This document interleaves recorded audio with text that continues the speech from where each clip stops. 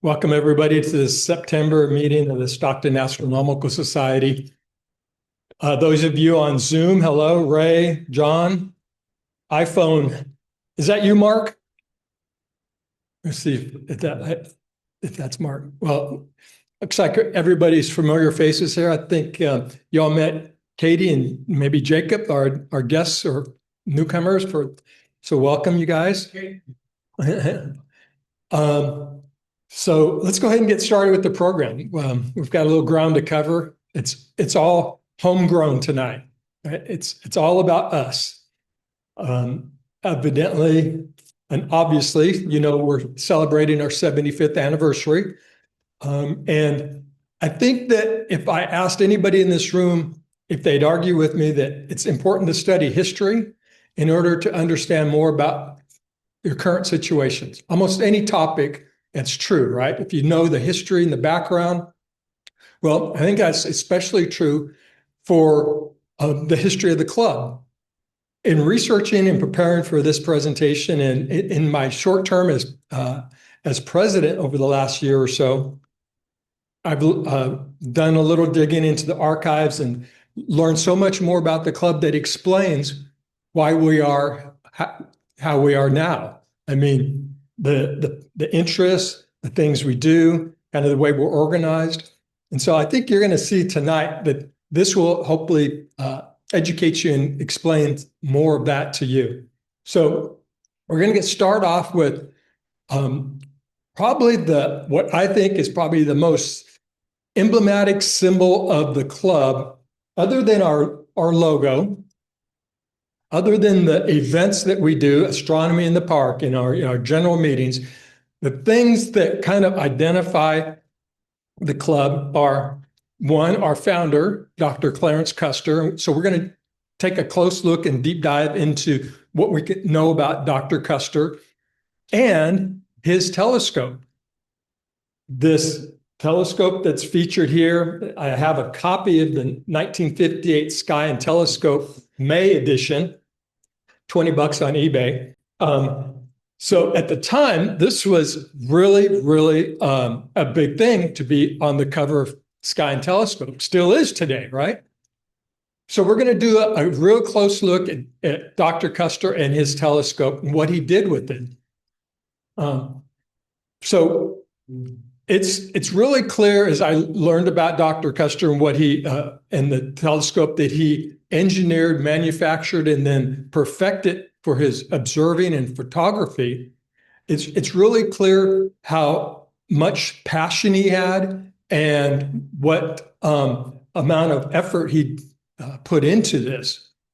Not only did he just build a telescope and start taking these amazing, for the time, astrophotographs, but he started the club. He was influenced by others, mostly a group from the Sacramento Club who had been in existence for, I think, 5 or 10 years at that time, in the early 1950s. They came down and visited him at his home to see his telescope. We're going to see more about and talk more about that visit, but that was the impetus for starting the club. He then later started, just a couple months later, founded the club, started all the regular meetings. And so I was interested to learn really what inspired this guy. He, by all means, understand that he had a successful medical practice. He had a general practice on Charter Way over here on the south side of town. But he got into astronomy and telescope making so deep and so heavy that I really wanted to know what inspired him. So, and all that I found, there was really 2 things that inspired him. So Eric, if you go to the next slide, is the guy read a lot, right? There was no internet. There was what? There was the public library. You wanted to learn something, that's where you went, and you trolled through those shelves at the public library. And it came down to him learning telescope making from these books. There's a series of 3 Scientific American books, and they were written as early as 1926. The first authors, Albert Ingalls, and I think his name was Richard Porter, these guys collaborated and kept building these volumes and adding more and more to these handbooks for telescope making. And so I can imagine Dr. Custer sitting in his home, in his office, just poring over these books at his desk. And from what I understand, I've never looked at these books. Does anybody have a copy of these? These guys do. Okay. Okay. They're not really light reading, are they? Oh, no. Okay. They're kind of complex, a lot of technical jargon. And as Jeff and Mike explained to me, the thing that these technical authors used to like to do, well, heck, they do it now, is they like to make their subjects so complicated that it filters out all the lay people, right? Anybody that's not really a hardcore enthusiast, they're going to put the book down in the first chapter. Well, not Custer. He delved into these, gleaned all that he could get. So that was his inspiration, whether he had copies of these or he checked them out at the library. And then I also learned that he was influenced by a group back in Vermont. So if you go to the next slide, Eric, thank you. There's a group that was assembled in Springfield, Vermont, amateur telescope makers, and it's called Stellafane. The club, the organization is still in existence today, but it dates back to, I think, the early 20s. Let me read to you the caption that I found for this photograph here. All these nicely dressed men and women. Yep, August 17th, 1920, 15 men and 1 woman signed up to learn how to grind their own mirrors from instructor Russell Porter in Springfield, Vermont. Now, Russell Porter was one of the authors of those Scientific American books I just mentioned. Okay, so he was teaching a class in Vermont. After successfully completing their telescopes and using them for a while to explore the wonders of the universe, the men decided to build a hilltop observatory and form an official club. On December 7th, 1923, the first official meeting of the Springfield Telescope Makers was held, and their clubhouse, Stellafane, that iconic kind of identifiable pink building, their clubhouse, was completed soon thereafter. So this is going back to 1920. I'm pretty sure that Dr. Custer was influenced by these folks making their own mirrors, making their own telescopes, because the mount that we're going to talk about, the telescope that he built, was a Springfield telescope. Goes back to all the way back to 1920 in Vermont.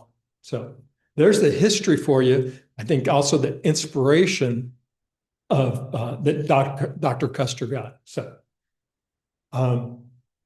there he is. He's in his shop and probably in his garage at his desk. Probably has a drafting board set up where he can make some mechanical drawings of his telescope. Unfortunately, none of that really is available to us in our archives. We've got a lot of his handwritten notes, but nothing of the drawing or the engineering drawings of his telescope. So we can only kind of guess at how he created it. But if you go to the next slide, Eric. Thanks for Rudi to interrupt before you go to the next. Please do. Can you go back to that slide, Eric? And you may want to follow my finger with your cursor. I'm sorry, I don't think any of that. This is the Springfield telescope. That's the counterweight on it. That's the big part that swings around. That is a Springfield telescope. Is that right? That building is a Springfield telescope. In an observatory. Yeah. And that big counterweight, the counterweight on it. Okay. How big do you think that scope? Probably a 12. Very good. I don't know. You guys keep going up. Do you know if the Society of the Pacific was already founded at this time? I don't know. I don't know. So whenever I go back to the East Coast again, I'm going to make Springfield, Vermont a stopping place because I'm sure there'll be a star party there. I'm sure there's a lot to see and learn there. So, at Stellafane. Okay. Hint, little spoiler. Jeff knows the main guy at Stellafane who's running it now. So next year, we're going to try to get him to do a presentation for the club. Wouldn't that be cool to kind of learn about what they're doing now? Yeah. No pressure, Jeff. Yeah, we're good friends. For the moment. Yeah, we are right now. In my head. Next slide, please. Okay, so I told you I got the issue of Sky and Telescope. He wrote up the full description of how he performed astrophotography with his telescope and got these photographs published. So I know by our standards today, these look kind of amateurish. They look pretty basic, but for 1954, through a homemade telescope, yeah, They look amazing, yeah. they're high ends that, yeah. Let's not appreciate the quality that's really here. And Other than that being monochrome, they're amazing. no, Mhm. film, that's detail. He he mixed his own Tri-X emulsion and put it on glass plates Wow. and shot in black and white. By the way, Stellafane is a 13. Pardon me? There's a Stellafane telescope is a 13. Oh, that's a 13. Basically, it's Custer's was a 12 and a half. Uh-huh. So published in the, well, I mean, you're welcome to come up and look at it, but the magazine is amazing. Just reading the ads but let me share with you his photographs in the raw from 1954. Where is it? I think the full one is Andromeda. The centerfold? The centerfold is the Andromeda. So yeah, there's M57, the ring nebula. The big picture of the Orion Nebula. The Hercules star clusters on page 356. Every one of these pictures, we have the actual original. Wow. Yeah, we need to do something with it. And then Really? it's kind of scandalous, but the centerfold Oh. is the Andromeda galaxy. So go to the next slide, Eric. So that's the photo in the magazine, reproduced on the screen. You can see that centerfold split, the staples are in the middle. And then this is a print from the glass plates, From 3 glass plates. from 3 glass plates, I think. Yeah. You were talking, Pat, about mosaics, Mhm. stitching pictures together. So the way I understand it is, this was 3 glass plates, 1, 2, 3, that he put together. Yeah, and you can look at this photo closely and you don't see any line. And this is from that yard here in Stockton, that house where that telescope was, is only a few blocks from UOP. Mm-hmm. Can I be rude and interrupt one more time? What's this, what we're here It for? wasn't just 3 glass plates mosaic together. He printed each one of them on paper. Then he tore the paper so he could put them together, so when they merged together, you couldn't see a seam. Then he photographed the 3 that were torn and placed together. Oh. Old school.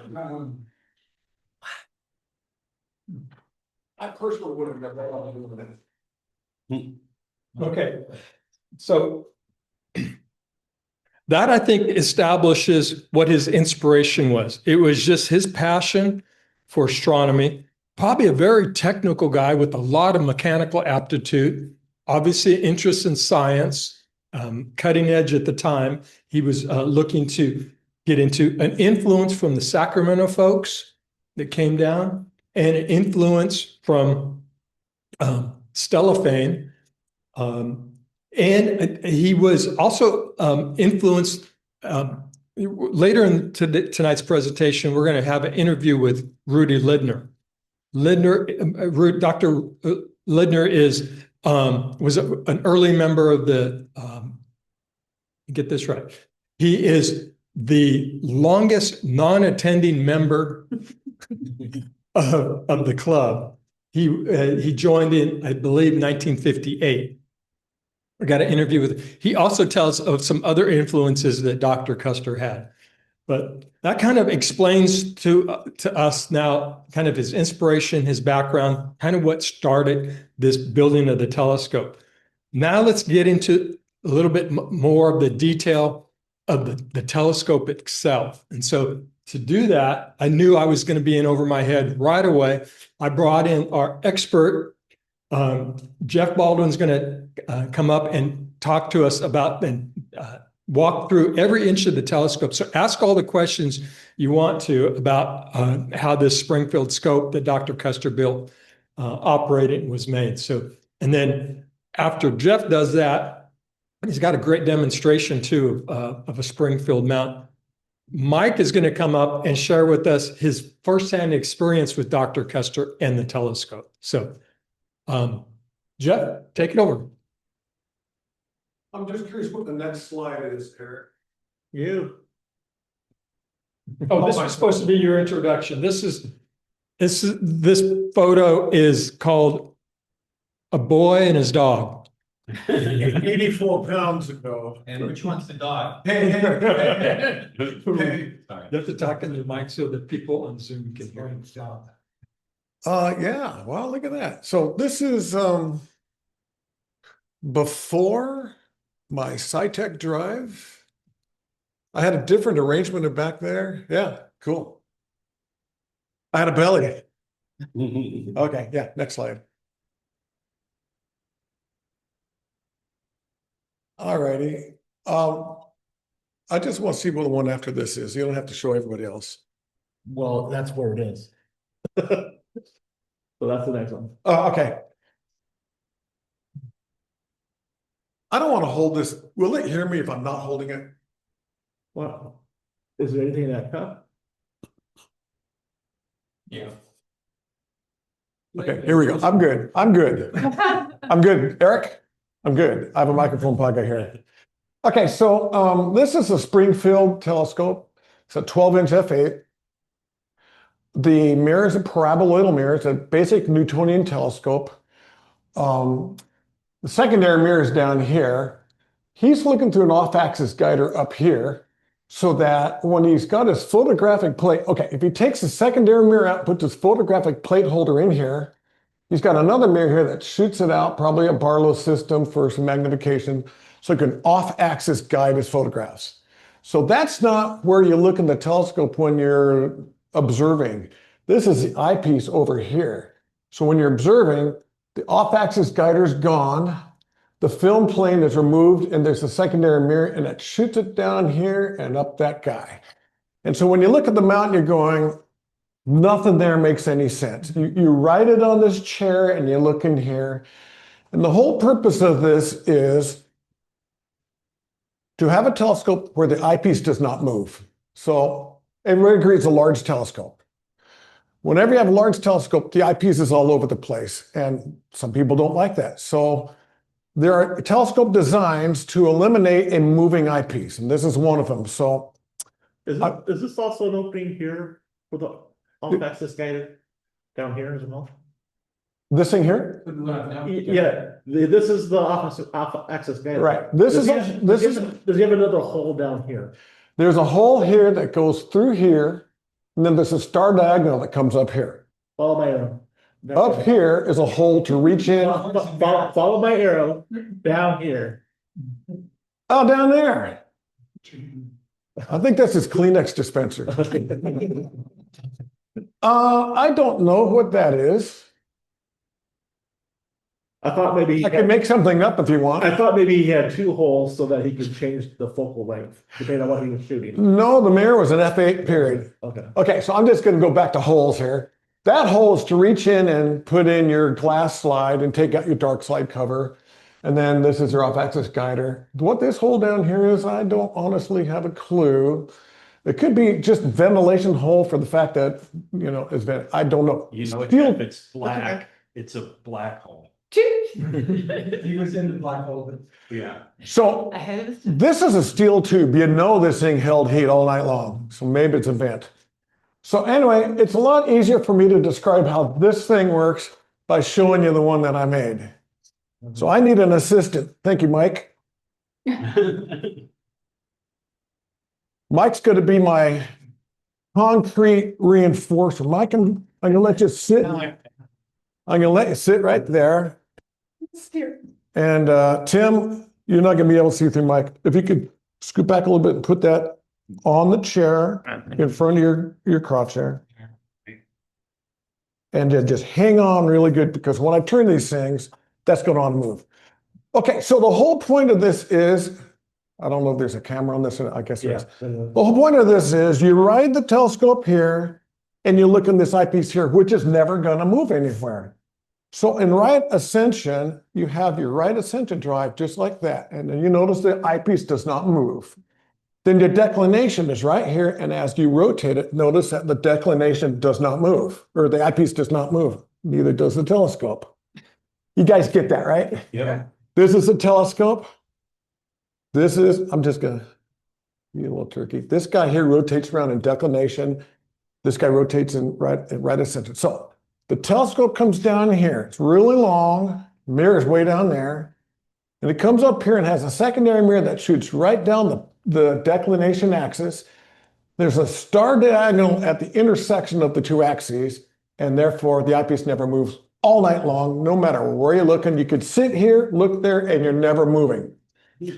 Now, So it looks parallel to like the axis for polar alignment, is that true? this is, yeah, it's looking right down the polar line. Exactly. It is actually right on the polar axis, right on it. Yeah. If it weren't, it would move around. Okay, so the telescope's top end is here and the bottom end's way down there. So it's bottom heavy. So you need to have a counterweight up here. It comes up here and the secondary mirror shoots right down here. And then there's a star diagonal or another mirror, tertiary mirror that shoots it up there. But now it's out of balance. It's on this side of this axle. There's nothing over here. So you have to have a counterweight over this way. You have to have a counterweight up that way. So the center mass is right around here, and your center mass has to be opposed right through the intersection of these axes to another location over here. So that's why the telescope had a big arm and a counterweight over here that knocks you in the head. It doesn't, because it's really high. But that's why it's got that goofy counterweight. If you look at the center gravity of this telescope, it's right about there. And right through this crisscross point and out here is where that other counterweight's at. So that's why it's such a goofy telescope. All of this 2,000-pound telescope just so your eyepiece won't move. It's nuts. I'm sorry, it's nuts. So anyway, while I'm on this, I thought I'd show you the other designs of telescopes whose eyepieces do not move. Is that all right? Before you do that, Jeff, can we do a little bit more discussion of the scope? So tell us about how he made his mirror. What did he start with? He started with a piece of Pyrex glass, Corning Pyrex, 12 inches, probably 2.5 inches thick.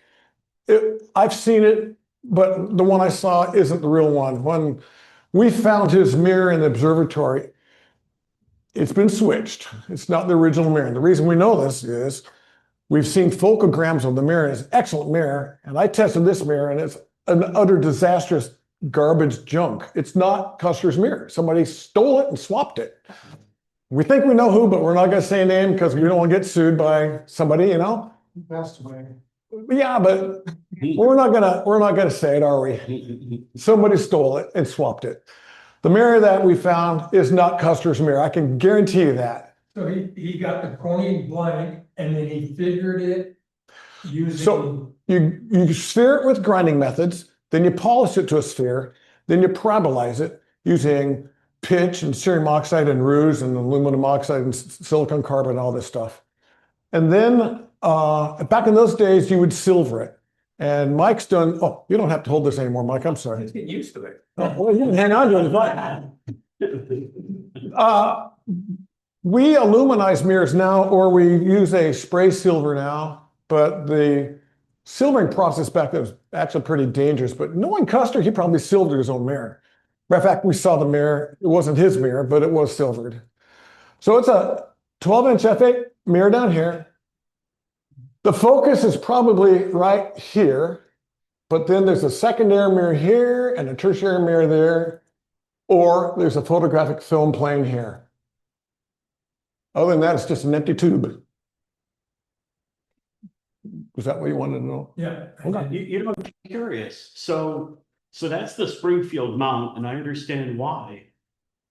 Was that typical for the day, or is that just? No. That was. We got another picture coming where there's like a star party and his scope's there and all the other scopes are there. Yeah. And all the other scopes there are your typical club type of telescopes.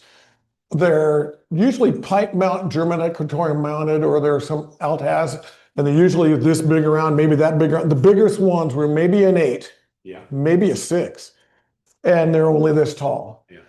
This was a behemoth. I mean, it's in Sky and Telescope for a reason.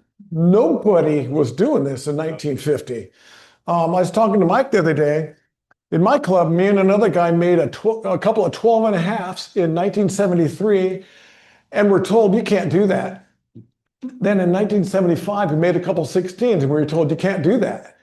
And then every time we got to bigger mirrors, you can't do that. It's just beyond what people can do. Well, now we're looking at a 42 in my garage right now.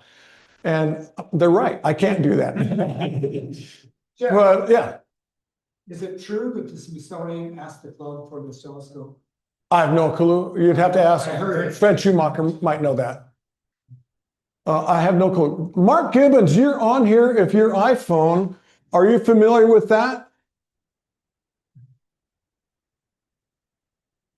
That might not be Mark. I know he was hanging out with Fred back in the day, and Fred was around when they took the scope out and disassembled it. Pretty sure it went to scrap, except for the mirror cell. Jeff, what's he holding in his hand? That is probably the XY or the right ascended declination micro adjuster. So when you take an astrophotograph back in the day, you had your crosshairs and you had to guide it, and when it was off a little bit, you'd tweak it around for hours. It sucked. And so he's probably got not only a frequency correcting device, but also RA deck axis adjuster. Now, I know he also had a couple knobs down here somewhere where he can adjust them, but that was when he was looking in the scope. So that's his guiding hand pad. Is that a good way to put that? Then he's got this little, they used to make these little spotter scopes here, but the way it's at, where it's on there, it's pretty kind of useless there. Yeah. To me, right down here is the best place for a finder scope. Do your finding down here, then you climb up on the chair, but that's me. Okay, next slide, please. So this is a Palomar telescope, Hale telescope at Mount Palomar. And I have this picture to show you an eyepiece that does not move. Now, you don't use it for looking, you use it for spectroscopy. But I'm gonna let you follow my finger with the mouse. This is the north bearing, it's the horseshoe. This is the south bearing. This is the fork. And the telescope is sitting inside here. Starlight's up there, it comes down, hits a paraboloidal mirror, and it comes up to a prime focus right here, which you could physically ride and observe with, or do 14-inch plate photography, or swap it out for a hyperboloidal convex mirror, which shoots it to the Cassegrain focus back here, which you can do for photometric stuff. Or there's a tertiary mirror right here, which shoots it through the floor down here, and through a series of lenses, shoots it down here underneath the telescope to like an f30 or f40 Coude focus, C-O-U-D-E. And so that's what you use for spectroscopy. It's a really long, slow focal ratio so that you have really good spectroscopic abilities because it's not too fast. So that focus down here does not move. No matter where the scope goes, that focus does not move. Could you possibly use that at f30 to do visual work? No, it sucks. So that's one way to not move your focus. Next slide. Another way is the Naismith focus. So this is a fork mount, but pretend for a second that instead of a fork, it's an out-as mount that goes like this and like this. So your mirror's down here, light comes in, reflects off the mirror, hits the secondary mirror, comes down, hits a tertiary mirror and goes right out the side of the scope so you can observe. So as the scope goes up and down, the eyepiece does not change altitude. It'll move when it goes sideways, but not when it goes up and down. So you might have to walk around the scope, but you don't have to go up and down a ladder. It also sucks because now you're at f20 or whatever, and when you have a big scope like we like, f20 is no good. So that is called a Naismith focus. Okay, next one. It does move because they put this diagonal on the eyepiece right here. Technically a fourth mirror, right? But I don't understand why. I mean, I know why, because it's not a nace, it's not an altas, it's fork, so it's coming down and going up. So yeah, they have to have that. Okay, this is the telescope at Sonoma Observatory. And this is the Mel-Bartel's 3-mirror system. Light comes down, hits the primary mirror, which here is not illuminized. It has since been illuminized. Comes up and hits a flat secondary mirror, but instead of coming out the side of the scope, it shoots back down the scope at an angle. Then another mirror shoots it out here. So here is where the Naismith focus would be. This guy's right here. So as you can see, it moves a little bit. It goes low, high, low like that. So you have about this much of a difference in altitude on the eyepiece. So it's close to not moving. But in order for this to work, you have to have a baffle on this thing that comes out about 30 feet. This scope doesn't. And when you look in it, you just see sky glow and just totally destroys the ability for this telescope to function. I like these guys, but they need to fix this problem. It's a serious problem. So it's no good. So the other one is the Springfield mount. So this is a Springfield mount. The optics comes up, shoots down in here and up here. So as the right ascension goes this way and as the declination turns that way, that eyepiece does not move. So right at the moment, it looks like that's the best way to go because on this particular one, I'm just standing like this in the same place all night long. But it's, what, a 6-inch f8? Try that with a 42-inch f3. It's not going to happen. It just isn't going to happen. Plus, this junk here just added another 100 pounds to your telescope. So you've got a 6-inch scope that weighs 200 pounds. Nobody wants that. So those are the 4 telescopes I can think off the top of my head where the eyepiece does not move. And they all suck. That's the bottom line. They all suck. That's why we build the ones that we do. So was there another slide with an optical path? Okay. So here is the optical path of Custer's scope. Light comes in, hits the mirror, comes up, focuses here, but it's interrupted by the secondary mirror and then interrupted by the tertiary mirror. So right here is where your head sits all night long. And out here is that silly counterweight that's swinging around your head all night long. Any questions? So the off-axis guider would have been where? Okay, on his off-axis guider, you can imagine having a sample mirror right here. It's as far as the photographic path goes, you got a clear aperture coming down here like this. So you put your sample mirror over here. You're far enough off axis so that it's not interfering with the light path of the photographic plate. So you got coma and stuff out there, but you can still sample. And then you have a secondary mirror that shoots it out, and he most likely had a barless system to amplify it and set it on crosshairs. And so like, here's your photographic flame and here's your sample. So as you can see, as the scope moves around, they are moving in unison together, but this is not interfering with this. It would still need to be within the light cone though, right? So what's that? It would still need to be within the light cone though, right? Not the light path of the camera. Imagine the light path of the camera is right here, right? Okay. So I'm sampling that over here. So as far as the light path of the camera goes, it's not in the way. Right. But there's still star images out there to be seen. Okay. It's like, Herschel's big 40-foot telescope. He didn't have a secondary mirror. He just got up on the side of the tube and held an eyepiece in his hand, and they moved his head around like that to look at the field of view. So you could do that, and you're still seeing stars, but it's not on the main light path of like the photographic system. Okay. All right, I'm now getting to introduce Mike, who's been in the club longer than just about anybody in this room, I think. And he has met Custer a few times, but the cool thing about Mike is he's been in the club since way back. He's built scopes since the 60s. He and I do ATM now. We're working on his 32-inch right now. He's putting a drive system on, and it's the most awesome telescope you will ever look through. So if you ever get a chance to look through your scope, you got to do it. So you're on, Mike. Is that your 32 Floyd there? It's not the 30. You can give him the miking shirt. Yeah. I forgot I had that in my. Hello, everybody. All right. This was, I don't know why they put it up there, but that's kind of explains the way I do things, I guess.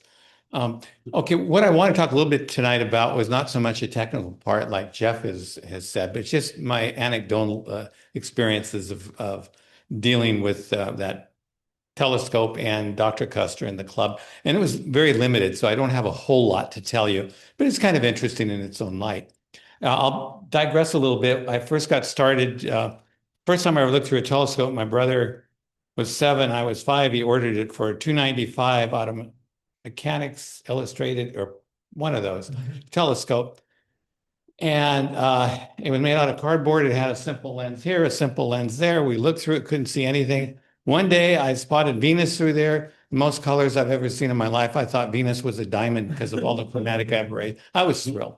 Later on, I got a little Gilbert telescope at about age 9 or so. I inherited and actually saw some craters on the moon. That was really cool.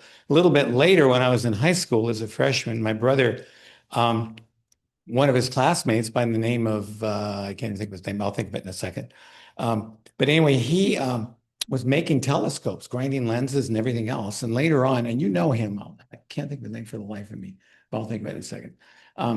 He ended up working at Tinsley, I think, and he became Jan Bentz, yeah.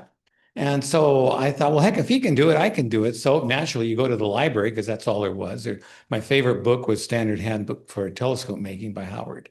And I must have read it 7 times. And then finally, I spent $13. And from Criterion, they had a kit where you could get an 8-inch mirror, the tools, and all the abrasive, which was really cool. And it took me about 8 months to do the darn thing because I was going by the seat of my pants and reading that, no one to tell me what I was doing wrong. But eventually I got it. And then I built the scope itself and kept changing it over a period of time. But really, it was the love of my life. I had so much fun with that thing. The first time I mounted it in the backyard, and I put a concrete pedestal about this high. It was an 8-inch, so it was about this big. And I actually had more room than Custer had in his backyard. So when the first time I saw Custer's scope back there, and I was looking around, I said, whoa, is he limited in what he can do? In one weak moment, I just have to tell you, this is the dumbest thing ever, but I had my brother take a picture of me, and I got on top of the telescope on here, and like I was riding a horse. There's a saddle for the telescope. So I sat on top of the telescope, and I had a hat here. And he said, great, I'm going to turn it into the high school you mean the yearbook. And I said, don't you dare do that. But anyway, that was the end of that. Okay, so fast. But what's that? I don't know where it is. It was the stupidest looking thing. I was wearing a red shirt. So anyway, did a lot of observing. I had a kid down the street who was just getting into astronomy, and his parents bought him a Unitron. Have any of you heard of a Unitron? I know Jeff has. Those were the classic refractor telescopes, beautifully made. They had brass gears, no plastic. You got it right there. Expensive. This was a 60 millimeter, but when you look through it, there was no backlash on the gear, nothing. It was exquisite. And we had a lot of fun with that. His optics were much better than mine through the reflector, but I had a lot more light.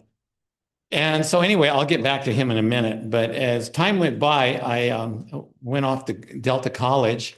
And in my last year there, the last quarter, a semester rather, I decided to treat myself and take a class in astronomy. And the teacher there was Malcolm Raff. And throughout the whole time, he kept talking about this Custer telescope and about how you could just sit in one place. And it was the biggest of its kind on the West Coast. And he just went on and on. Almost every other lecture, he'd spend a couple minutes talking about it. And so at the very end of the year, he arranged a field trip through. Dr. Custer was gracious enough to do that. And we went over there. He was not home. Or if he was home, he didn't want to see us.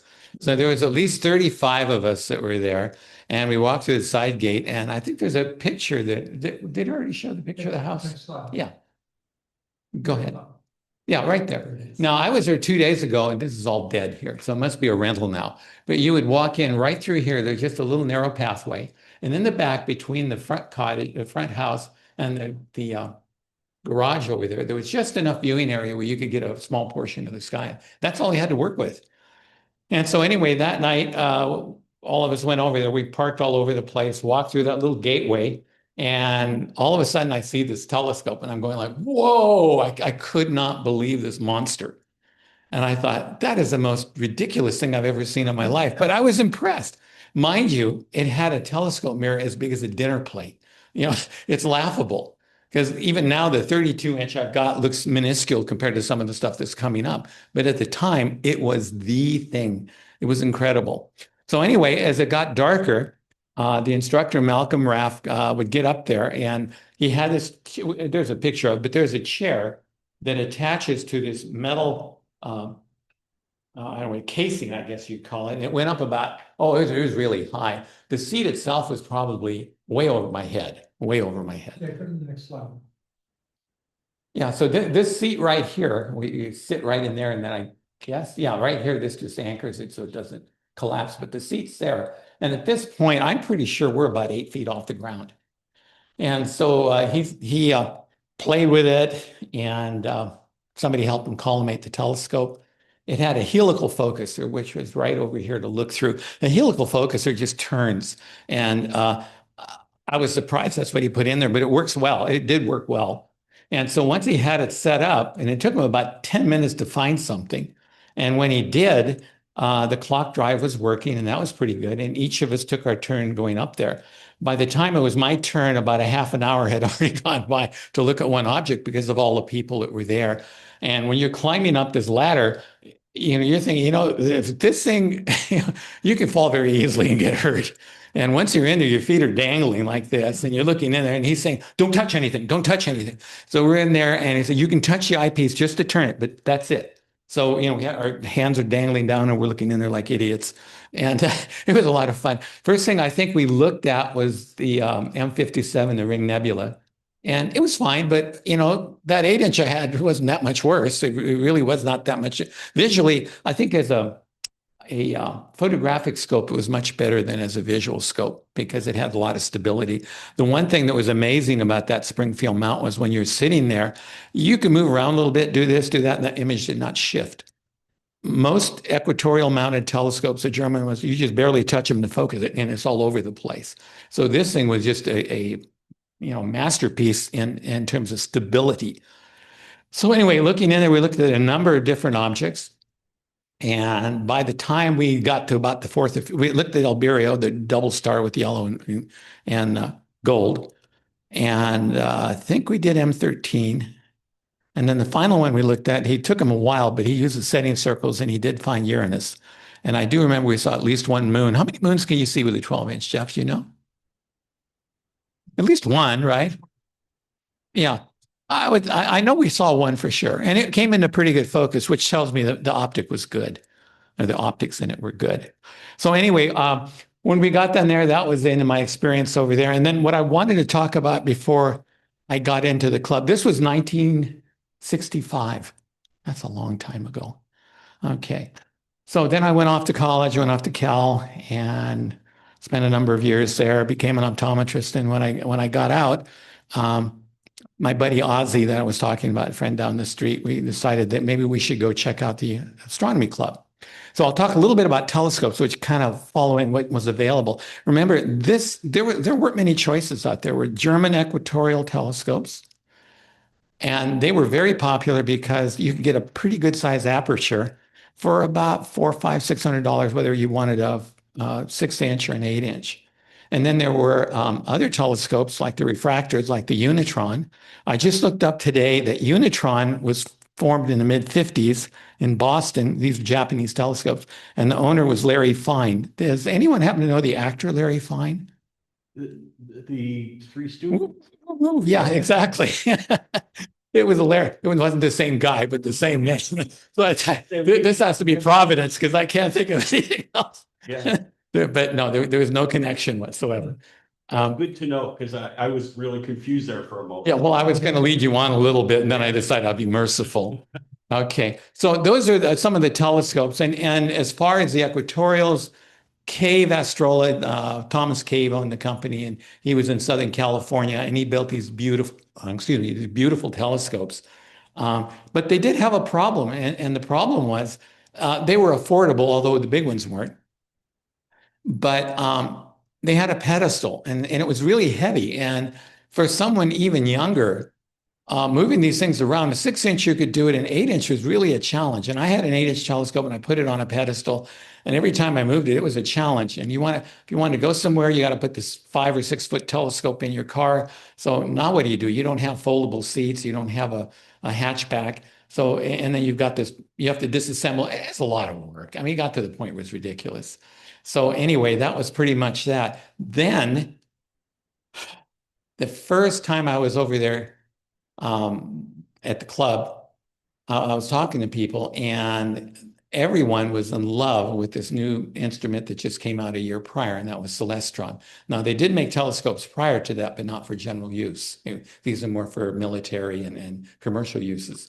So they would all talk about how great it was, how it was small, you could handle it, and even though it was more expensive than the other ones, it was really worth the extra money. And so I thought that was pretty cool, but that was another story.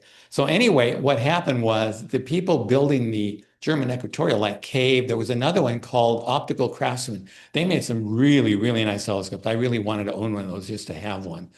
But anyway, the only way they thought they could survive against Celestrons was to make them bigger and really cool. So could you get that picture of that little ad? This just goes to show how absurd it can get. Okay, you probably can't see this. I'll read it to you, but this is really cool. Compound telescope, 16-inch trailer mounted, complete with white walls. Okay. And to make sure for make way for other projects, we're offering our interesting engineering prototype. They only made one. A unique 16-inch compound telescope. It can be towed to remote observing sites or used as a profit-making attraction at fairs and carnivals. Could you imagine doing that? Okay, come look, 50 cents. No, I don't think so. I don't think so. A number of improvements have improved. Conversion, diffraction limited, 115 volt AC, 12 volt DC drive, equipped with lunar, sidereal, solar array, trailer hitch. Price only $10,950 FOB. Now, this is 1972. I think that's the year Nixon got off the gold standard. But if it was still on the gold standard, $11,000 translates, if you were to buy gold then, it would be worth $1.1 million. Mm-hmm. So who in the world is going to buy this? Needless to say, it never sold.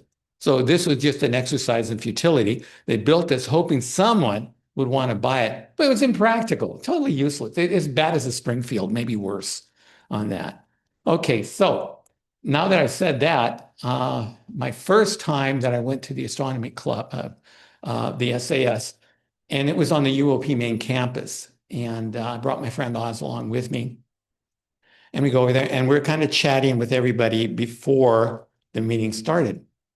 And so I talked to some of the people, and all the stuff I've been telling you, they were saying the same thing. They're all older guys, younger than me, but older guys, twice my age back then. I was 26, so they were all 50 plus. And they were talking about how wonderful it is to have this Celestron that you could just take with you, and that the other China telescopes are really, they were past due. And I think they were right. They pretty much, and just to give you an idea, Cave sold about 16,000 telescopes during his career owning that. He sold about 80,000 mirrors, okay? Celestron, before they moved to Japan, sold 500,000 telescopes. So you can see the difference in people buying these different kinds of telescopes. So, okay, so I'm asking around, and they're telling me all this stuff, and Oz and I are kind of just schmoozing, trying to talk to people. I was looking for anybody that knew how to build a telescope or do a mirror. I was interested in building a 12-inch Cassegrain. Don't ask me why, but that's what I had to have. Okay, I wanted to build it, though, and grind it. So I couldn't find anybody. So lo and behold, here's Dr. Custer. I see him for the first time. He was tall, thin, very erudite. I mean, he was just, very stately, and if I didn't know any better, I think he was a prince. But he was just who he was. A gentleman, absolute gentleman. And so I cornered him for a second and I said, hi, Dr. Custer, I'm so-and-so, and I'm really interested in building a larger telescope. And I said, by any chance, is it possible to build a 12-inch Cassegrain? How difficult is it? Have you ever looked into it? And he destroyed me in 6 words. And he said, son, I like to keep things simple. Now, this is the guy that built the Springfield telescope. Oh, you turkey. That's the first and last time I ever spoke to him.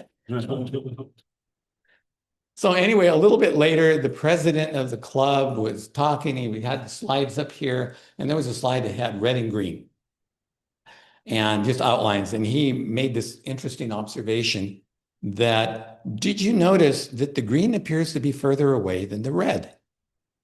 And if anybody knows, would you mind explaining it? A picture of what, Mike? Okay, it could have been this, but it would have been with red and green. Okay, now if you look at the red, it appears to actually pop out of the page. And you can even do it with one eye open, let alone both eyes. And so there was a depth perception thing, like stereoscopic vision or 3D. And so I'm right out of optometry school, so hell, anybody knows that when you get out of there.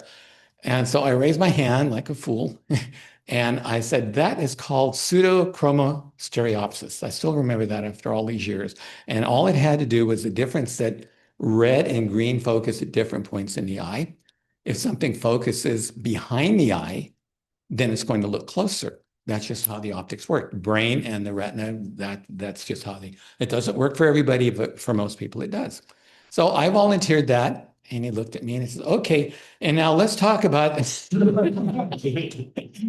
So I'm not scoring tonight. Yeah, no kidding. So anyway, that kind of ended that one. My buddy Ozzy afterwards said, well, I'm not going to any more of these. And so I went to a couple more over a period of about a month or so and decided there really wasn't at that time anything for me. I was interested in building telescopes. Nobody was grinding mirrors. Nobody was making telescopes. Everybody was buying a Celestron if they could afford it, or they were hanging on to the little refractor that they got at Sears. And that was pretty much it. So as far as I'm concerned, that was my excellent experience back. That was 1972. So that was 7 years after, Delta College.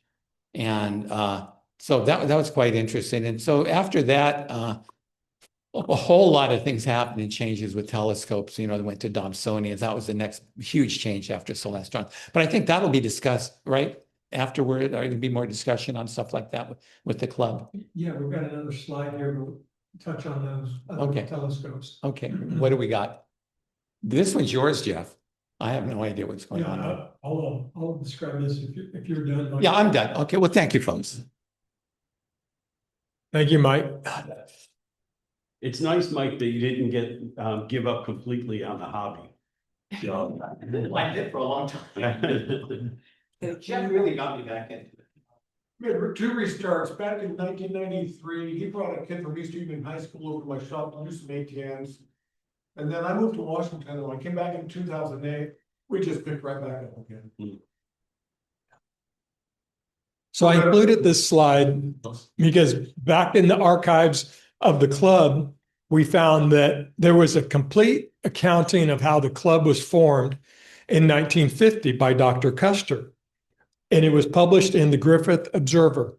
I've never seen the magazine before or since, but maybe it was a publication that came and went. Anyway, the cover page of this article, it has this photograph. And so clearly you can see Dr. Custer's scope. It doesn't even fit in the frame here. It's so large. It's in the back. It's the Springfield. But this kind of goes to the point of what other telescopes were available at the time. So the club, as I mentioned earlier, was inspired by the Sacramento group coming to Stockton. And the evening that they came to Dr. Custer's house, they brought their telescopes. And this is what they brought. All these other telescopes set right next to Dr. Custer's. So let's take a little bit of a closer look here, because again, this is what was available at the time. So on the left here, you see a Newtonian telescope, probably homemade. And I love this pipe fitting mount, right? It's got alt and as adjustments in the pipe fittings. So, I mean, it works, I bet, right? Moving over here, there's a small, like a fork mount. Would you even call this a Dobsonian base? Yeah, probably a little 3-inch. Before Dobson was ever heard of. Mhm. Yeah, Dobson wasn't even in seminary at that time. There's a pair of binoculars on a tripod, pretty practical, right? There's a refractor. These are probably one of those predecessors to the department store telescopes that we have today. And then you have a series of looks like 4 Newtonian reflectors on different kind of mounts. Some kind of funky tripod thing going on here. I don't know. Can you guys describe any of these other mounts or anything stick out to you as noteworthy? It looks like some kind of azimuth mount there. It looks like it has a large circular ring on the ground here, Mm-hmm. welded to these tripod legs, probably. Yeah. You probably just put a bunch of stuff in and see if they can confuse people making that question. Yeah. So I think this illustrates also how Dr. Custer was so pretty far advanced in telescope making and the telescopes at the time when you compare what the other club members had. So I thought that was pretty interesting. Because, when I joined and bought my first telescope and binoculars in 2012, we had all the array of options from Orion or Celestron to choose from. Just shop because at the time, that's when the overseas telescopes were pretty low in price and pretty good quality, which we're kind of still enjoying that now. So it gives you a different appreciation. These folks didn't have those off-the-shelf options to just go buy a quality telescope. There's one thing going on here. They're all F8, F10. Those are? It's hard to goof when you're that slow. Does that make sense? Oh, yeah. Now we're making F3, and you make any mistake at all and everything goes down. Okay. That F8, F10, F12, forgiving. They all work real good. Okay, so these folks that were grinding their own F8 mirrors, 6, 8-inch, pretty much you're going to wind up with a good quality optic system. Uh-huh. Good. Was our call to get to about F11 or so, you don't even worry about parabolized. It depends on the aperture. Each aperture and focal ratio has a different point. Yeah, when you're doing a 6-inch and you're at F11, you're a quarter wave. You don't need to do anything else. You might need to be an 1/8 wave by then. And I think that's the last slide, or that's this last series of slides in this presentation. So again, I hope that gives you a better appreciation of the history of the club, our founder, and the first telescope that the club claimed. So, Fun fact, Custer was a direct descendant of George C. Custer. no. Yes, General. A lot. yes, So he procreated before he got killed. yes, Wow. he did. Mike and I were talking about something a minute ago, about 5, 6, it was 7 years ago, a guy from Sacramento asked me to make a 50-inch F3 mirror for him. And that was when I had my back crisis, and so I had to bail out on the job. This guy's never made a telescope in his life. To my knowledge, this is the only telescope Custer ever made. So he didn't just start with something and work his way up to this. He's like, let's go for it. Let's do it. Yeah, in the deep water. Yeah. So, I could be wrong, but I think that's the only scope he's ever done. Tim, I wanted to say something, Tim. If you ever saw an exploded view of that mount, the head, or all those bearings and gears, it's like a transmission on a truck. I cannot believe you had all those parts machined out. Must have cost them a small fortune. I couldn't have done it because I didn't have any money. I mean, you had to have a fair amount of money to do this. You probably got somebody in the office and said, geez, you need your appendix taken. Yeah, your second opinion. Doctors don't do that, do they? So, okay, well, thank you all for that. Now, the next portion of the presentation related to the history of the club is our conversation with Dr. Rudi Lindner that we had back in July. Is it July? We met with Jeff and I and Jerry, got on a Zoom meeting. Now, Dr. Lindner is a retired professor of history from the University of Michigan. He specialized, in fact, if you're ever interested in learning everything there is to know about the Ottoman Empire, Dr. Lindner wrote the book, literally wrote the book. He lives in Ann Arbor, Michigan now. So he was 3 hours time difference. So we got on a Zoom call. He's still a current member. And so this was just like 15 minutes of an hour and a half long conversation that Jeff and I and Jerry had with him. So I clipped out just this one part to kind of whet your appetite and give it a little flavor for the early days of the club when Rudi joined. And I believe he's going to tell us, I believe he joined in 1958 at about the age of 10 years old. So anyway, Eric, go ahead and play that video for us, please.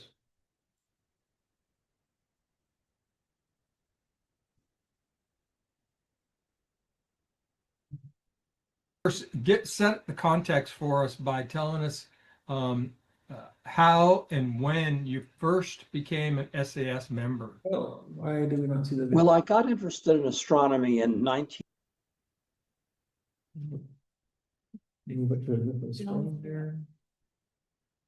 I played it earlier. We're experiencing some technical difficulties. Please stand up. Oh, by the way, help yourself to refreshments. Dennis brought refreshments tonight. Are those homemade brownies? Delicious. Brownies, and I have, for those of you who want to eat healthy, there's fruit. I noticed that. I made non-boiled brownies. They're pretty good. So help yourself. Also over there on that table next to there, there's a set of, there's a box full of composition pads and pencil boxes or storage cases. Help yourself to any of those. Those are free items. Turns out that my daughter, who's a kindergartner teacher, found out that kindergartners don't really use composition pads. So she had a whole surplus on it. Help yourself to them if you like. I'm gonna get a composition pad, but I might like it and rub it around too.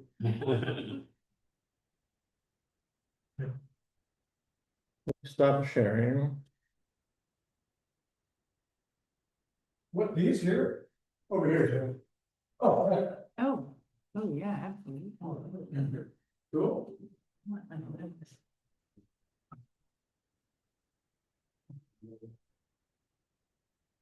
can look at it, right? Some jar of this brown, I see.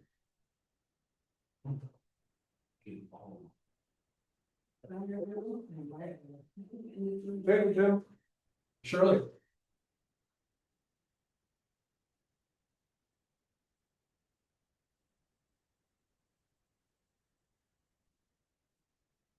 That is what discovered. It's not.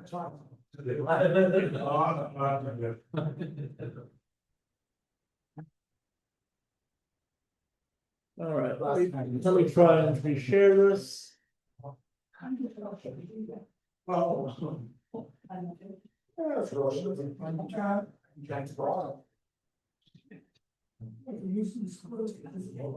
Yeah,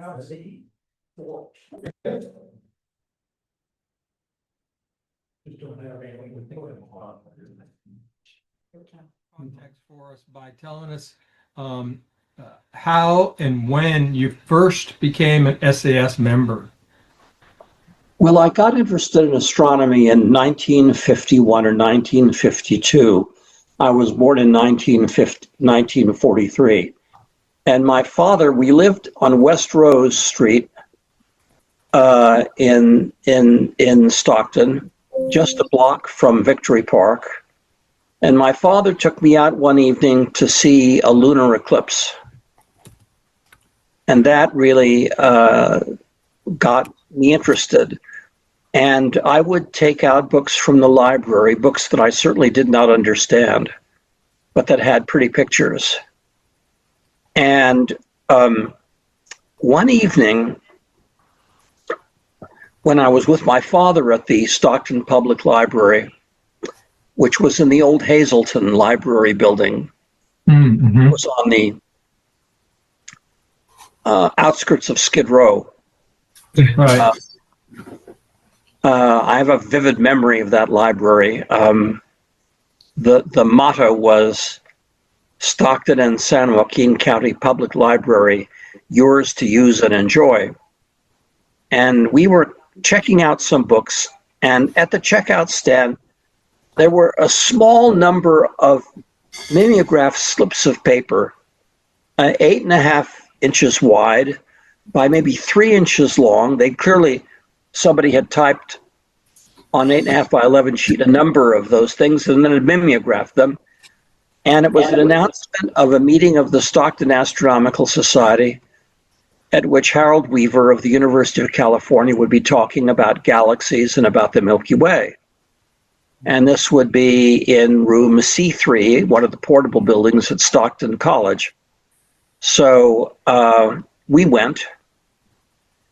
And it was just by accident that I saw this, and my father and I went. And Weaver gave an excellent talk. And the last slide he showed was made with a camera that had it was a camera that essentially showed almost all of the sky, but it was a reflector, and it showed the Milky Way as seen from the southern hemisphere.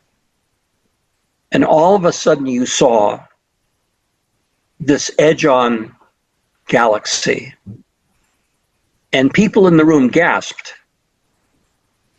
And that did it. I think, I joined in the next month. And this is probably 1953. And from that point on, I attended meetings rather regularly until I went away to college in 1961. And after 1961, on occasion when I'd be home or I'd go to a star party, something like that. But my father, kept up the membership. So I had some sense of what was going on. But I have a vivid memory of that particular meeting. How interesting. I assume that you kept getting newsletters probably delivered to your dad's home while you were away at college. Yes. Yeah. Newsletters were always really very interesting. They weren't very long. They were very chatty, depending on who the editor was. And, they had interesting things. I think one of the things that was kind of interesting was speakers would show up at 6 o'clock and they'd go out for dinner with whoever wanted to go along with them. I never went to any of those dinners. I was too young. And it was interesting to see over the years how they went from one restaurant to another restaurant to another restaurant.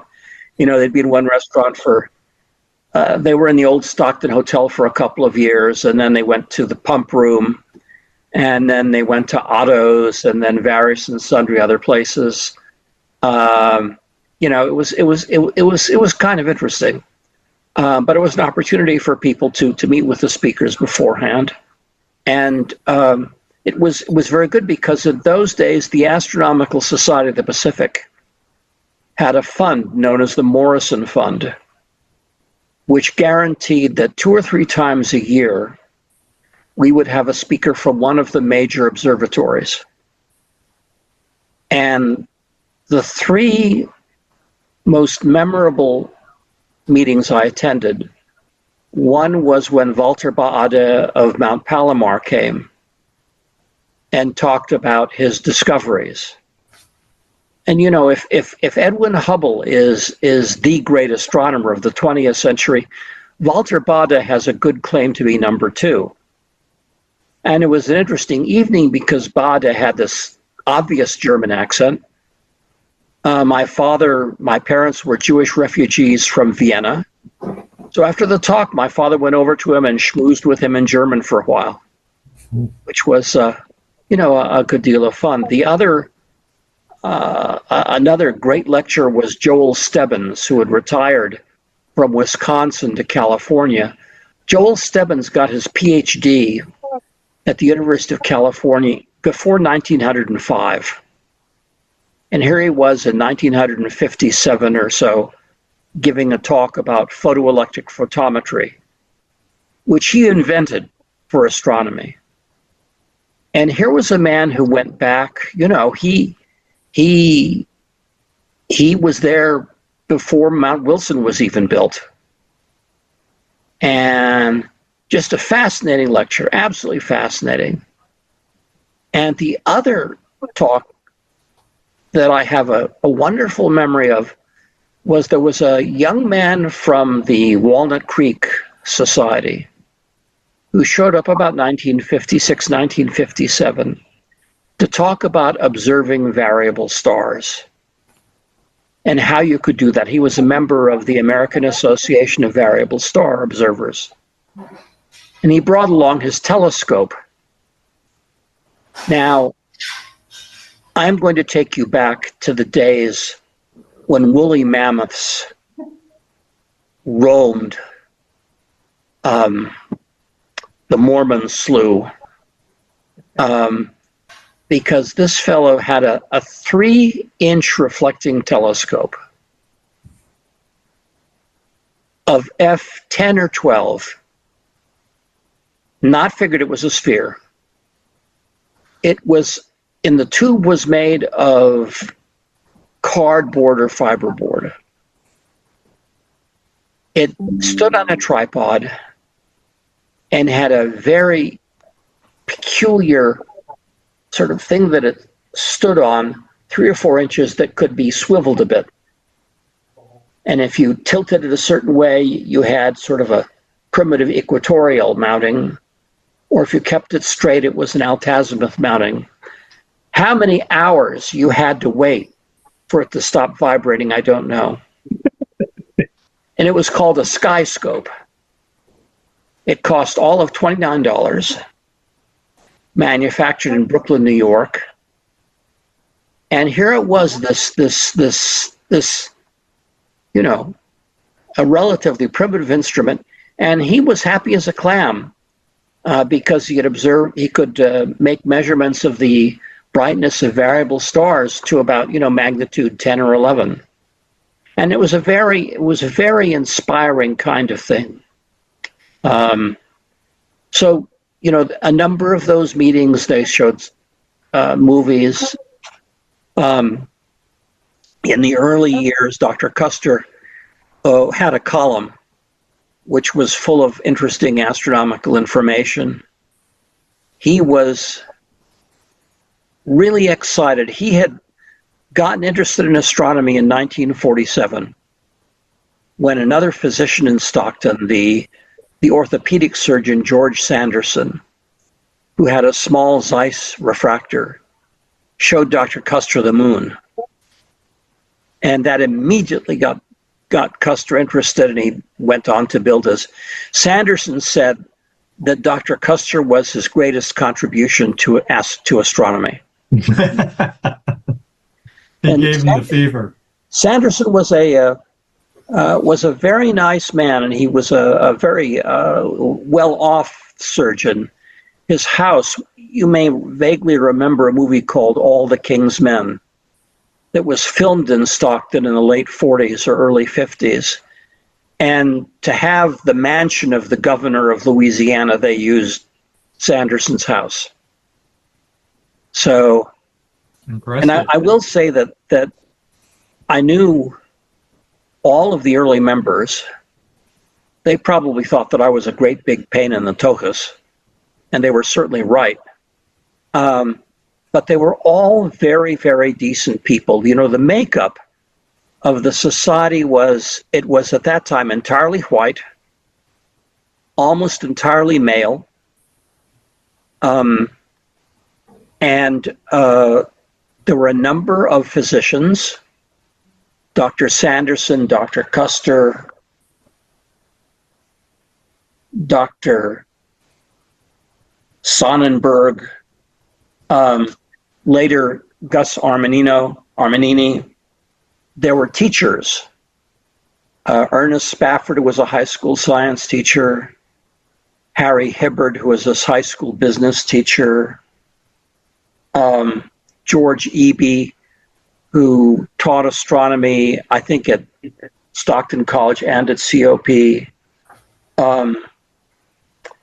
And then there were people who worked with their hands, John Gabriel, Lloyd Ibarra, the electrician, a number of them, and they were all really, really nice people.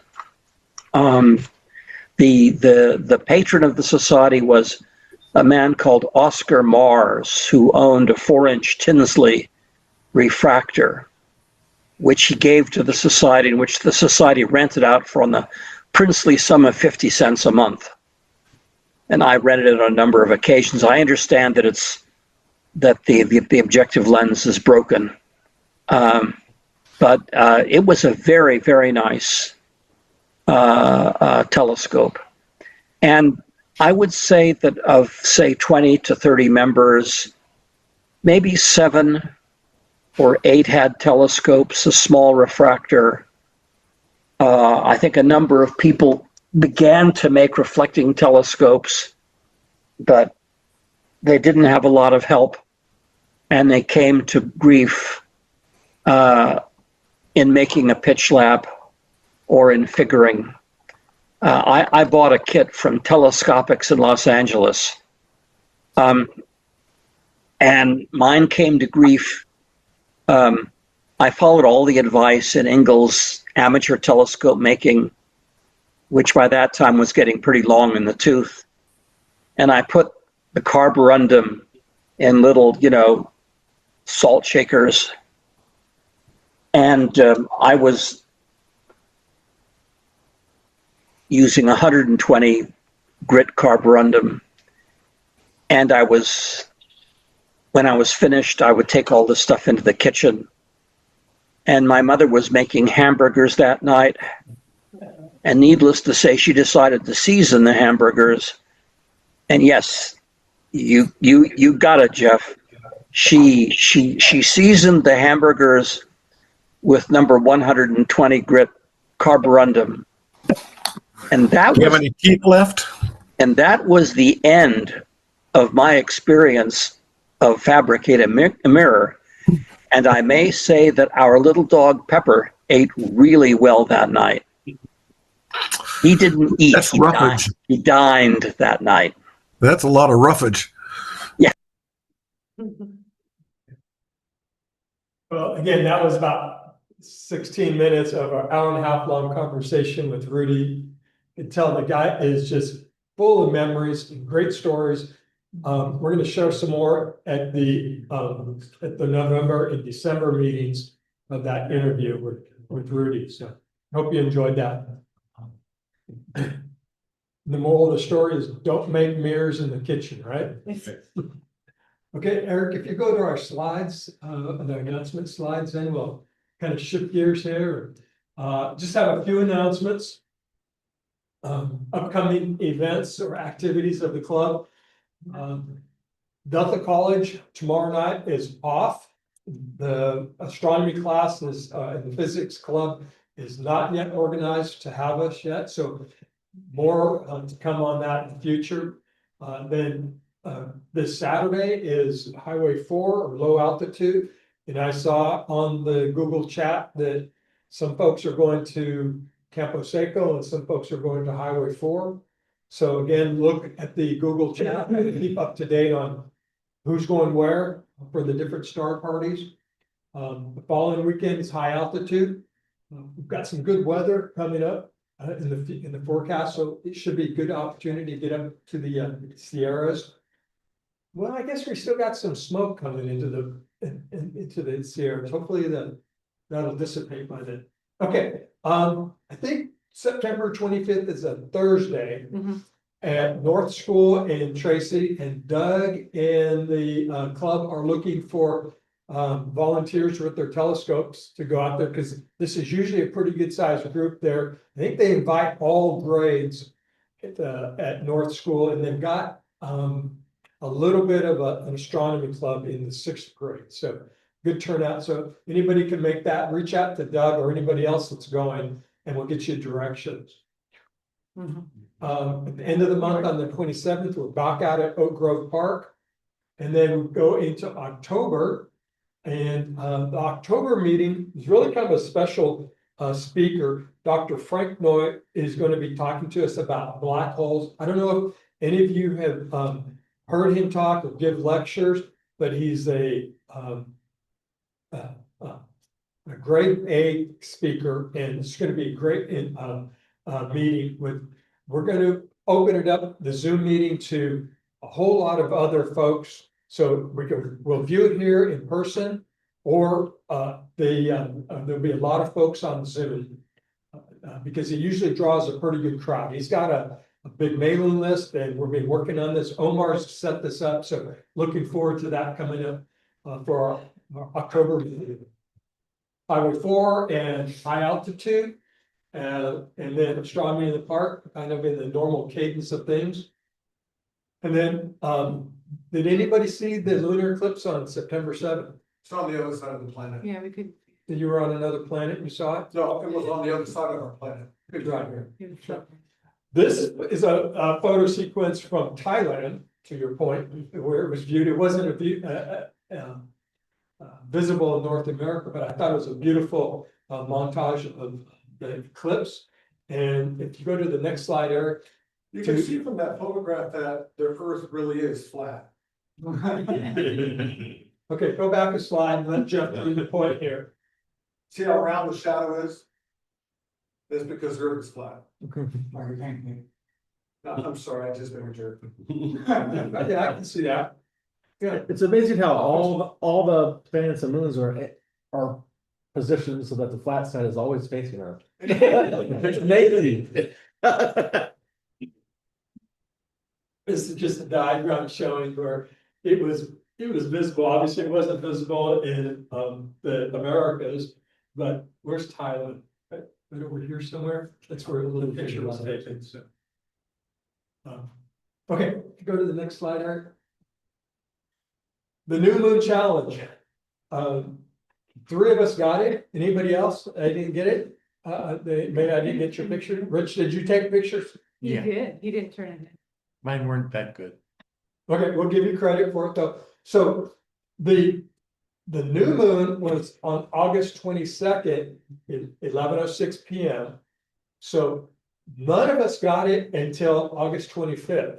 So sometimes it takes a night or two for it to become big enough, or for the clouds to go away. So keep at it. If you're out there looking for it on the evening of September 21st, you're probably not going to see it. Going to be really thin and really low, but the 22nd or the 23rd, you'll probably catch it. So then send us a picture, because we got this challenge going where we're trying to get consecutive months of sighting a sliver moon, that first crescent of the first quarter moon. Kind of fun. I barely got it. I was more interested in the I know, it's very the pretty. sunset scenery there. That's a very nice picture. Yeah, moving around, that's a good Yeah, shot. and then Casey, I see you were kind of peeking through the trees there Yeah. above the telephone lines. In that little shopping center by our Yeah. house, Parkwood. Yeah. Now, Ray, I know Ray always takes his smart scope out to the railroad overpass. I don't quite know where that is in Elk Grove. He gets us a great picture every time. Good work, Ray. He's good. Okay. Next slide, if you would, please. Eric published this in the September newsletter. This is our target of the month. Has anybody tried to get the little cocoon nebula Nope. in Sagita? Yeah. Oh, did you? Yeah. Does it look like that? You know what? It didn't look that good. but it was there. Well, good. Good job. I cheated because I used the dwarf. That's not Yeah. cheating. You have a word. If you paid for it, it's not That's cheap. Yeah, right. Good, well, we still got some time to look at it, let's, throughout the summer, that constellation will be up, so. Okay, if you go to the next slide then, let me introduce to you, Pat. He's gonna come up and talk to us a little bit about the Vera Rubin telescope that just went online recently, and we're gonna watch a short video, so. Pat, what do you got for us? Yeah, hold off on the video for a second. Should I use this? I guess I should use this. So my instruction, I got confused. So I have corned beef, Swiss cheese, sauerkraut on toast, Reuben. That's a Rubin, yeah. Yeah, okay. That's what I came up with. No, you know what, yeah, it's a Reuben. No, you know what, as a quick background, I don't know if you're real familiar with who Vera Rubin was, but just from a real quick perspective, she was an astronomer who passed away in 2016. But she was actually she and Kent Ford were influential in identifying dark matter. And their work was all about, as they started to identify that, as we see in the M31 here, that a galaxy, the stars on the outside of the galaxy are moving at the same rate of speed as the ones inside. So they started to hypothesize how that can be, and that started the whole discussion around dark matter. And, being a woman, she clearly broke a lot of gender biases and everything with the work that she did. And frankly, for a lot of her career was underappreciated and in fact denigrated for some of the work that she was doing. But in her name, the Vera Rubin Observatory opened in Chile. And really the focus for this observatory is that they're working on a 10-year survey of the southern night sky. They're calling it the Legacy Survey of Space and Time. The telescope is an 8.4 meter scope with the world's largest digital camera built into it. So what they're doing is they're taking time-lapse photography of the southern universe. So that's their objective over the next 10 years, to begin to map moving objects. What they're identifying is asteroid movement, as well as really trying to build out more of a database around dark matter and the influence and movement of the galaxies over time, to try to see if they can put more meat behind that. So they're looking for dark energy, dark matter. They're focusing, or part of their work is on our solar system, as well as the changing sky and the structure of the Milky Way. So if you play, I don't remember if there's audio on this video. No, sure. There might just be some music or something. Okay, because if you play it, I could kind of give a little bit of a perspective, but let's see. Oh, there is music.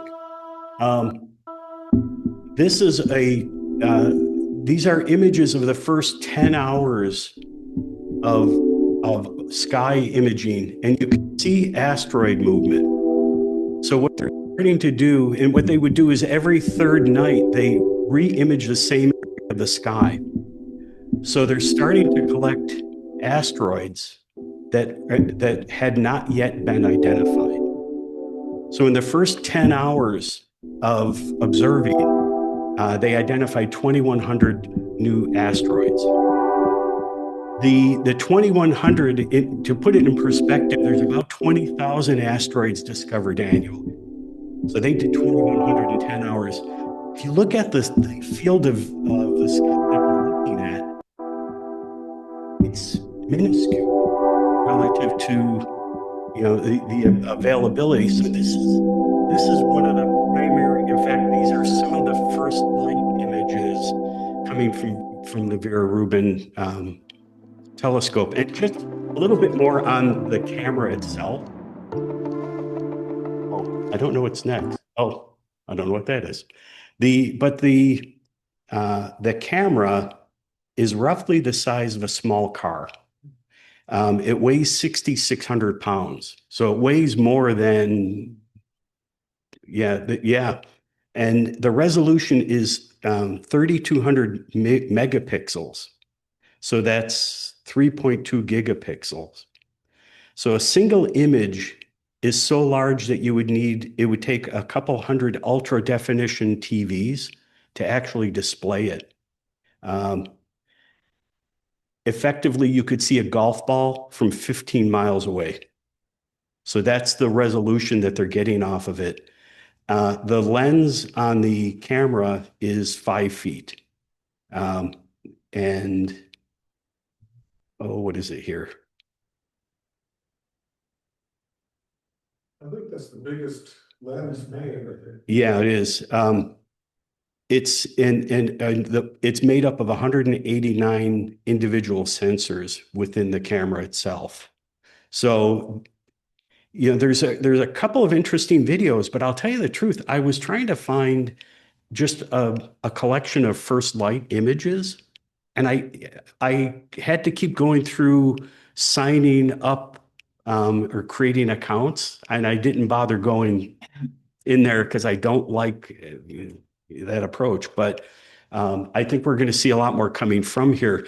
But I was just blown away at what they did in the first 10 hours, 2,100 asteroids in that really narrow field of view. So that's Vera Rubin. It And would seem, Pat, that if they're gonna image the southern sky every 3 nights, that they're gonna see a lot of stuff moving that they never saw before, because then they're gonna have to compare one night to the next night and years of data collected. yep, They're gonna see, like you said, asteroids, supernova yep. going off. Yeah, and in fact, that field of view, they will shift over the 10-year period. But yeah, what they're really doing is they select a field of view and then they rotate every 3 days to take images through that same field of view and identify anything that's changed. So,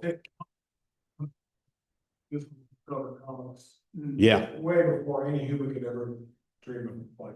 yeah. So that's Vera Rubin though. And I have a recipe if you need that too for The room sandwich. Yeah. Excellent. Thank you, Pat. Well, that kind of wraps up our meeting for this evening, the announcements and the presentation. 4 meter. Um, It's like 3 to 4 inches. Again, look forward to seeing everybody out. Oh, I'm sorry. One last item. Forgot about that. I don't see anybody. You have yours, Casey? Did it work? Yeah. Okay. Since Casey's the only one, anybody else do the word puzzle? Well, we don't know if she got it right. That's right, I might not. Well, Yeah, so don't worry about the answer, because you might be giving us the wrong answer. Go is listed as a physics term. Pardon me? Go, is that there listed as a physics term? Go. G-O. It was on there. Jeff? Is it Go, go? I have go and stop up there. Don't laugh, man. Yeah. When you start the stopwatch to measure, you go, it's done. Okay, since only Casey completed the assignment, we're gonna roll it over and give you all another chance at it this next month. Good, I So- don't have to make another one. Casey, meanwhile, you can sell the answers if you like. Okay. We'll reprint it in the October newsletter. And give you all another shot at identifying the secret word or the secret phrase in the word puzzle. Could I share one other thing? Please. Sunday evening, I was invited to. Why can I never remember the name of it? The California Academy of Science in San Francisco by the Open Space team. So remember a couple months ago, I shared the Yeah. Open Space app. I'm continuing a conversation with them. But so I got to meet some of the team members in person because they're all East Coast or European. Uh-huh. Interesting what's going on with that application. They're continuing to build out, the astronomical portion of The it. database of it. Yeah. They're also using that in a very different way now. And what they were just demonstrating there was earth sciences. So what they've essentially done is created this remarkable database that allows you to image anything, as long as you feed the data to it. So what they were doing on Sunday night was they were doing earth science work where they had a scientist demonstrate the different types of life on Earth and continue to narrow down into the DNA aspect of it, and showed things that essentially were focused in towards the Earth. So I got to see where the lungs are on a cockroach. Oh, right. Which was actually, I found interesting, but easily entertaining. That's weird. But yeah, that open space app is now starting to morph into something that is a very large visualization tool. And they'll continue with any of the astronomical work that they've done, because their primary focus was planetarium based, and rolling it out for STEM purposes. But I'm continuing to keep the pulse on what they're doing to see how we can use it, or where we can benefit by it, and trying to keep our cause of amateur astronomy and STEM work on their docket. Yeah, find out how they're using it for public outreach or for, sharing with astronomy with the public. That'd be really interesting to maybe incorporate some of that. Yep. So I also had a picture of Saturn. Oh, yeah. Wanna show that? Yeah. Titan. Something you imaged or? No, it's from Jeff, I think. I didn't take it. Another guy's, You saw that? but I. Oh, that Brian. What's that? Brian. Yeah, Brian, yeah. This one here. That's Okay. beautiful. There's actually two shadows in there. Yeah. Yeah. Mike and I tried so hard, we could not see that shadow. I took the wrong scope, it's too small, That was a lot of smoke that night too. but we should have been able to see that, but Titan itself was just a tiny dot, so it's shadowy and a tiny dot, I couldn't see nothing. Okay, which one of those is the actual moon? That thing, That's the moon, okay. What is that dot? What is that shadow right there? another one, not sure which, Okay. but we should have been able to see that, and I don't know about you, but I couldn't see a damn thing. Oh, I saw 3 different moons, Jeff. Yeah, right, yeah. Could you see Saturn though? Just not the. Oh, it's beautiful. That was Edgewise, beautiful. It was sharp. It was that astrophysics scope, so it was absolutely perfectly sharp, but small. Hmm. Yeah. And if I'd taken Chester, probably would have seen, it. I think, I don't know. It's hard to tell. Now Saturn is angled towards us in this manner. That now? was Saturday night right there. Okay, Is That's it. this? I don't I don't know. It's, it seems to be the wrong angle for the sun. Yeah. Yeah. Well, the sun's got probably a million dark. Well, Mike, Unless this is far forward, right? Is there, I guess you can't make those angles work. what Mike and I saw was probably this thing right here. Because we saw the rings like that, one of them looked like a bite was taken out of it. And I was telling Mike, it's probably the shadow of the planet on the ring, but we weren't sure because it was so small. I think that's what we were looking at, but I couldn't see the shadow of the moon.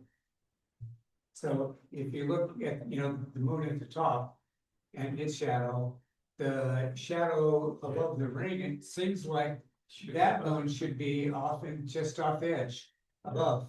Yeah, but its distance from Saturn could have been different, so it could have been further out this way or Right. whatever, but we saw Titan easily, Okay, but we could not see the shadow, but I saw that little bite out of the ring. And the ring that night, it didn't look like a loop, it looked like a razor blade. oh, I bet. It was really It looked scary. like a circle with a line right through. But you see how the green shadow is kind of below it? So it makes you think that that little dot below the ring can't be the shadow for the shadow above the ring. Right. Yeah, yeah. So I mean, Yep. yeah, that part doesn't add up. So I suppose if we were to do some brightness and contrast moving around with this guy's picture, we might see something pop in that dark area. Yeah, that's. But he's got it all balanced out for Saturn, so none of the thing just disappeared. I don't know. It could be way out here propped and you can't even see it. Right. I always thought it was weird that Saturn's made out of methane and Titan's atmosphere is methane. You'd think they'd be the same color. But isn't it Saturn that has 60 some odd moons? That's way more than that. Yeah, okay, so it's got tons of moons, but there's these transits or these shadows only very seldom. Why are we seeing more? Plane is tilted, the shadow misses the planet. Right now, the ring plane's the pole is perpendicular to the ring plane, which is edge onto the sun. So now the shadows are going across the planet, but next month, we have the last one, and then we don't get any more for 15 years. Yeah, right. Yeah, and most of those moons are too small to be able to. Makes you shadow. Chunk of ice. So I have a project, I could see 7 moons with Saturn and Chester. But my friend's cat's name is Phoebe, and I said, hey, your cat's named after one of Saturn's moons, and I got to think I've never seen Phoebe. Well, at 16th magnitude, I'm never gonna see Phoebe, so I wanna take a picture of Saturn with background stars really overexposed to get down like 18th magnitude, and Phoebe will be in there somewhere. Then take another picture of the same field with Saturn and the moon's gone, then remove the stars and see if Phoebe pops into the picture. I was gonna try that night, and realized it's too small to get gravity. I see, yeah, good technique to try to find something. I have no clue. I think everybody thinks I'm nuts, but I think it'd be a way to do it. Okay, anybody else have any comments, questions? As we close or conclude? I just wanted to say that this is one of the best presentations that I've been to. I loved it. It Oh, was really? really well done. I can't tell what you said. It was an excellent presentation. Thank you. It was my No, favorite. I can't get nothing in this room. It was my favorite one out of all of them. Thank you. Yeah, well, you know, I asked the question if, by looking at the history of the club and Dr. Custer and the telescope, what you learn about the club today, what you see in the club today. So let me ask that question again. What do you see in the club today that was brought to light through this discussion and looking at the history? Well, I feel it's similar maybe to the beginning when he just wanted to share his love of astronomy with others, but now I feel the club really epitomizes that. I mean, I feel like it's set up specifically to get the information out and get people interested in it. Because some of the things I heard were like maybe it was really over people's heads and a little more exclusive, and it doesn't feel that way to me. So. I was reading how much public outreach they did back then. Yeah, If did any. they do any? Yeah. Yeah. Well, yeah, that was Mike's experience with 35 people in Custer's backyard, right? Well, that was his class. What's That was your 35 people was your astronomy class. Yeah, so that wasn't the club. Yeah, it wasn't the club, but it was Custer But he reaching out. allowed it, yes. Yeah, it was He allowed him it. sharing his eyepiece. That was amazing. Yeah. I can't get over that. I don't know if you guys remember that, but 25 years ago, Trevor gave a talk at our installation dinner on the SAS 50th. Oh, You guys remember that? At the Chinese restaurant? Anybody here remember that? Yes, do you remember that? Vaguely. And it seems like that was just a couple years ago. That's 25. yeah. Yeah. He doesn't seem that long anymore. Daylight something. I'm seriously in trouble here. Any Jeopardy fans in here? Yeah. So there was a Jeopardy question about the moons of the solar system the other night. Did you catch that? This planet's moons are not named after gods and creatures from mythology. Earth. Oh, here it is with Shakespeare. Yeah, and because there was recently a new moon discovered at Uranus, so. That'd be That's why it was in the news, yes. Question. So you got the question right, Jared? I did, and so did one of the contestants. Very cool. Category of astronomy. You should have aced the whole category. No, I didn't. Overall Wasn't grant, just- aerial, time, Yeah. periods, and overall. Yeah, there you go. Yeah. You got the start. There's Yes. 25. Well, those are the five, you know. You forgot to put it in the form of a question. But there's a lot of 1,500 of those. It's the name after the name of the Star Trek captain. So if you guys ever want to see these five moves, my scope and Mike's scope can nail all five in one Yes. shot. I- You want to do it. Yeah, that's- And Uranus is out there. And I want to, absolutely, yes. Absolutely. And we can see Titan around Neptune as well. We can't see Nauru, but we can see Titan. Yeah. And we can see 7 around Saturn. And you guys plan to go out to Highway 4 Saturday night? My plans are, but I'm not going if no one else can be there. Yeah. I don't go alone. So show up even if you don't bring a telescope, you could just mooch off of Jeff's scope. And I have to introduce Dog to everybody, What's dog? my new truck. Oh, no. Wilford's no longer. He's broken, and he's not gonna get fixed. Oh, no. Could I tell you a quick Thank you, Pastor. Highway 4 story? We were up there 2 weeks ago. Yeah. And we were with Ray actually, and we were doing a little imaging, and motorhome pulled up the road towards us. And slowly making his way, and I stood in front of him and stopped him because Ray and I were. He jumped in front of him. Ray and we had our right there. And the guy said, I was looking for a place to sleep. You know, we saw this was a dead end, and I had him go back, and he parked along the side. And No. about 10 minutes later, I hear somebody walking up the road. Spent probably, I don't know, Ray, you won't remember, it was probably 25 minutes or longer talking to him. He's a German family who was doing a month-long road trip across the West Coast. They were looking for a place to park the camper to sleep for the night because they're headed to Yosemite. That's what I thought, yeah. Yeah, I offered him to join the club, but the, Cause he was. Sure. yeah, oh, he was thrilled by it. He was looking at Ray's origin scope and at the dwarf.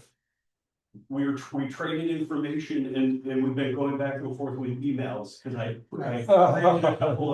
took a couple of slides and outlined Sagittarius for him on it and some of the objects for them to take up to Yosemite with them. Very good. So now that he's headed back to Germany right now and trying to buy something, he You got a book. Good. yeah. You recruited him. Well, yeah, he didn't pay the $30. We sell him to get the $30. Those 8 marks. No, but he's got our website and everything, but it was very interesting because like, you know, it was nice. You know, his kids were asleep.